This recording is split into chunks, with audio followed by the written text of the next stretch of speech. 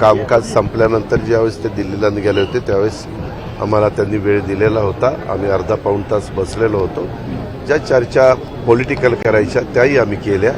ज्या चर्चा राज्याच्या हिताच्या दृष्टीनं, मग कापूस असेल, सोयाबीन असेल, मी सकाळी त्याचा उल्लेख केला, कांदा असेल, ऊस असेल, हे जे भाव ठरवणं किंवा शेतकऱ्याला त्याच्यातनं कशी मदत करता येईल ते पाहणं, त्या सगळ्याची बारकाईनं चर्चा आमची त्या ठिकाणी झाली. काही बाबतीमध्ये त्यांनी सांगितलं प्रस्ताव पाठवून द्या ह्या बाबतीत, किंवा आता मोठ्या प्रमाणावर तुम्हाला माहिती आहे महाराष्ट्राच्या काही जिल्ह्यांच्या मध्ये खूप पाऊस पडला, पिकं पाण्यामध्ये गेली, जमिनी खरडून गेल्या, वाहून गेल्या, प्रचंड काही भागामध्ये नुकसान झालेलं आहे. सुदैवाने 100% जवळपास धरणं भरली. आपलं जायकवाडी पण भरलं, कोयना पण भरलं, उजनी पण भरली, ही मेजर गोसीखुर्द ही मेजर 4 धरणं आहेत ती पण भरली, परंतु इतर पण धरणं भरली.